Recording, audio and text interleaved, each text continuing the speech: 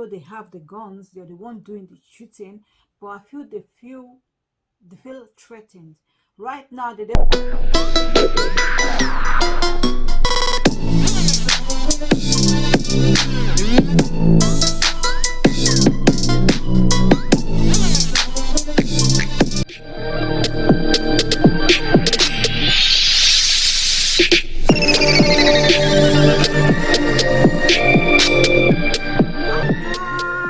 hello. This is your host Queen. Yes, TTK, your babe, your girl. I'm back again with another Telling It Just the Way It Is chat series. This chat is impromptu. I didn't really plan it, but I just want to speak from the heart. So it's going to be a quick one. So, guys, let's chat. Let's chat.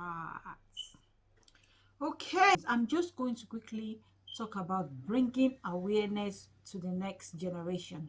And when I say awareness to the next generation, I mean especially parents living abroad, parents in the diaspora.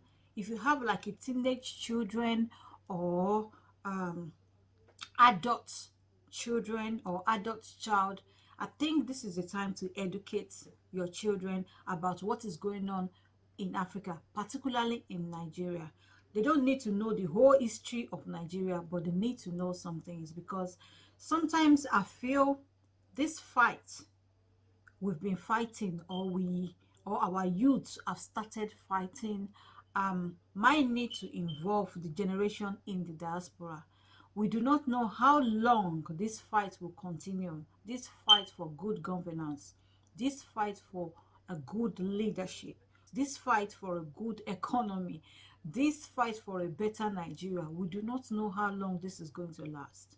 It might be a fight that our children, this generation, needs to continue. And this is the bitter truth. It's the bitter truth. And majority of the Nigerians living abroad have children abroad, give birth to their children abroad. Say, for example, you live in the UK, they give birth to their children in the UK, US. Some of them don't have any ties with Nigeria. Some have never been to Nigeria. And the few that have been to Nigeria went for probably holiday and come back. Most of them do not really know the reality of what is going on. I mean, when you take your children to Nigeria, you take them to the best part of Nigeria. You want them to be comfortable. You make sure they live the same standard of life they live in the UK in Nigeria, because they're there for a short days of time. So it's affordable. We can afford to give them that. But the reality of it, I mean, the abject poverty, the lack of education, lack of good health system, bad roads, lack of employment, lack of good education. These children, our children, don't really know how bad these things are. And I think it's very, very important for we as a parent to educate them. In schools in the UK, US, or whatever, they won't really teach them about the seriousness, the gravity of what is really, really happening. They might just mention it in class, but they won't teach them. It's not in their syllabus. We need to teach them. And the reason being is that our youth might need the support of this generation later in future. Because what really bothered me is this thing called Operation Crocodile Smile. I mentioned it in one of my live videos. Operation Crocodile Smile. And what do I mean by Operation Crocodile Smile? It's an operation our Nigerian army have decided to put into effect from the 28th of October till the 31st of December. I did spoke about it in one of my live chat video, and I think because of what happened on the 28th of October, many people are not paying attention to it, and people should pay attention. But this is a way of silencing Nigerians. This is a way of silencing Nigerians. I don't really want to go into this particular subject because I'm going to digress. I am going to digress, and I don't want to digress, to be honest. But this is a way of silencing them. How convenient it is that the massacre happened on the 28th of October, and this Operation Crocodile Smile take effect from the 28th of October till the 31st of December. What are you trying to do there? And what does it mean? What is it that our Nigerian army claim they are trying to do? They said they're trying to protect their cyberspace from attack. Has anybody attacked us cyberspace in the past? If the US, if the US, UK government are saying things like this, I will understand, especially the US, because during their last election, they claim the Russian hacked into their cyberspace, rig and do all sort of things. I will understand. But Nigeria, I mean, come on. But Nigeria, come on.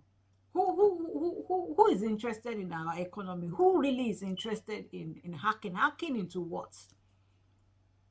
It's just pretty obvious what the Nigerian governments are trying to do. It's like they're trying to silence our youth after what happened, because social media is a very powerful tool. I talk about this thing every time. And with the help of social media, the outside world have been able to see what is going on within Nigeria. And they know it's going to be that way for a very long time. And I really don't know. Crocodile Smile is trying to stop the Nigerian youth from having access to the outside world. Sometimes I can't help. There are times I feel like I went back to the military era, because that is the way it feels. It's like we're under this tyrant, this oppression system. That is the way it feels. Even though I'm not in Nigeria right now, but I felt kind of oppressed. Just putting myself in our youth position, or I feel kind of oppressed. And this is what led me to what I am talking about. Like, no matter how young our teenage children are, or our young youths are, for those who have older children and you live outside Nigeria, I think you should begin to educate them, because most of them are not connected with what is happening in Nigeria. They don't know. I think it's very, very important that we educate them. And when I say educate them, I mean just let them know what is going on in Nigeria and how they can help in future, because we cannot say we don't know.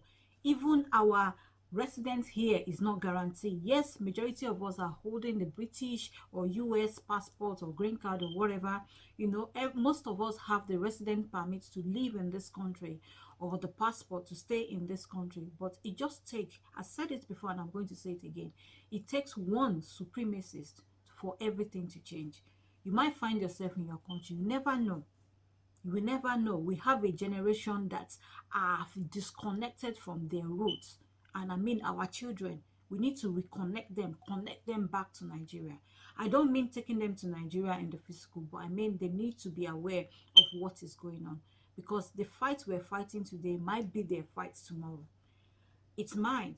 We need to be proactive. Since the step our Nigerian government are taking, for me, is disturbing. It's disturbing. I don't know where this is heading to or where this is leading to. It's disturbing. This might be something that we need to take on overseas. It might be something we need to take on overseas. It might be a fight or a battle we Nigerians that live abroad might have to take on, especially if we are being cut off from having access. And when I mean cut off, I mean in regards to social media, because it seems that is what they're trying to do, cut us off. And this just takes me back to the days of China. You understand? To the days of China, Cuba. I remember many years ago, I think I've mentioned it in one of my videos, I went to Havana, and in Cuba, Havana, we did not have access to any social media. Because we stayed in an hotel that is quite reputable, we're able to go online, but we couldn't get access to our social media. I couldn't access Facebook, Twitter, or Instagram, or anything like that. No, you could just search for some things. And there's some website that you are not allowed to go on. It will just give you boom, no access. It was well controlled. And the same thing happened in some part of China. So I kind of have this feeling that this is what the Nigerian government are trying to do. And with that, they control what you know. They control what you hear. And this is very, very dangerous. We don't want that to happen.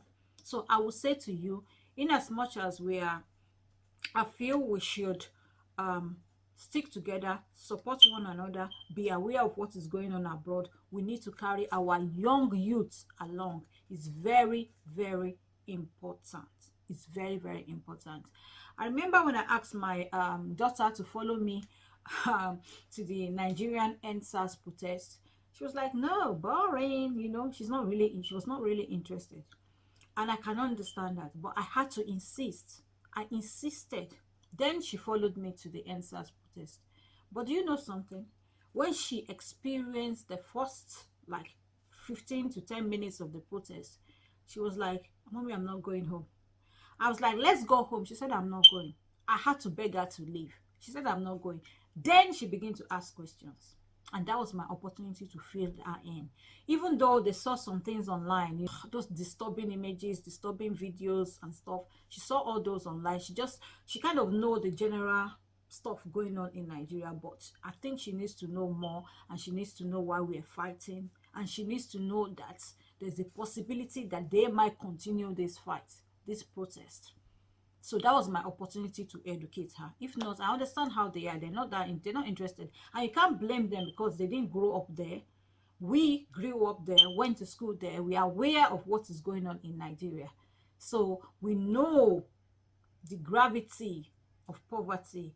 We know how bad the economy is, but they don't know. They just hear these things. So we need to keep educating them. They need to know. It's something that I feel is very, very important, and I don't think any parent should take it for granted. And I don't think we should be selfish about it, like as far as my daughter or my son is in school over here, or they're now a graduate, they've got a job, we should like cut them off or don't really bother. I think we should, because we do not know what the future holds for us in this country. It takes one supremacist to be a leader, and everything will change, regardless of rules. And I mean it. And this is my point exactly. And and for our Nigerian government to take this approach, to me, it means they are threatened. They feel threatened by our youth. Even though they have the guns, they're the one doing the shooting, but I feel they feel threatened. Right now, they don't feel so secured in their position as our leader. They feel so threatened, and they want to hold on to this thing called power by all means. By all means, because this approach is an insensitive approach, to be honest, considering what happened on the 28th of October 2020, the toll gate massacre. And this Operation Crocodile Smile is supposed to go into effect. That part that is supposed to protect our cyberspace is supposed to go into effect from that date, from the 28th, from that 28th of October to the 31st of December. I doubt it will end on the 31st of December. I knew it. It's just gonna go on until they really want to hold on to power, and they want to control things, and they're so desperate to do it. They don't care about how they look to the outside world, because that is the height of insensitivity. People died. A lot of people died on that day. Even if they want to admit one or two died, at least let's respect the dead. That is when the Nigerian army have decided to launch and start this Operation Crocodile approach. It's very, very sad, and it's disheartening.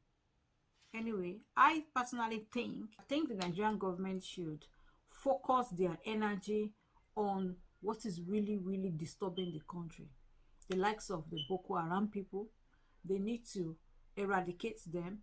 There's a part of me that feel like, I don't know, don't let me discuss that in this video, because I don't want this video to be long. I want it to be a short one, since it's a very quick one. It's an impromptu video, to be honest. I think they should focus their energy on the Boko Haram. See how you can stop them, eradicate them, put a stop to them, and see how you can like change our youth's attitude to you.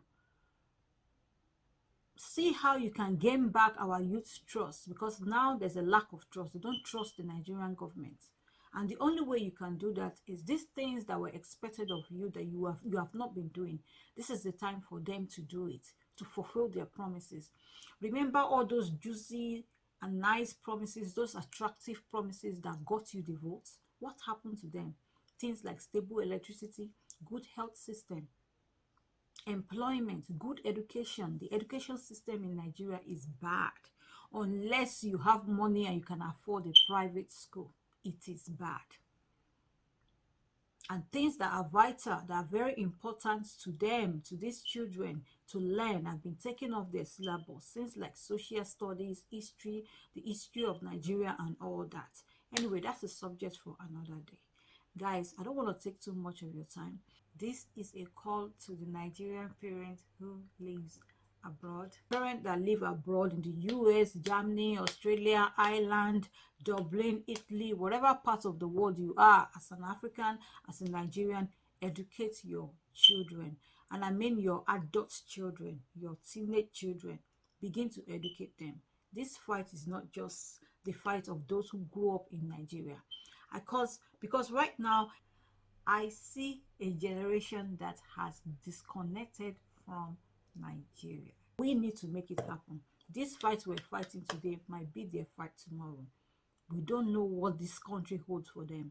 We don't know what the future holds for them, even with their passports. It's very, very important. Many things happened this year, 2020, that are unprecedented. That's never ever happened before. And this to me is an alert that anything can happen. Anything can happen concerning our future and that of our children. Anyway, guys, let me leave you. I love you. So, my lovelies, so my sweeties, it's been nice chatting with you. I love chatting with you, and it has been nice chatting with you. If you're not yet subscribed to my channel, please click on that red button down there. Click on it. It's free for you, specially for you. Just click on it. Have a nice day. Have a nice week. God bless you. Ta-ta.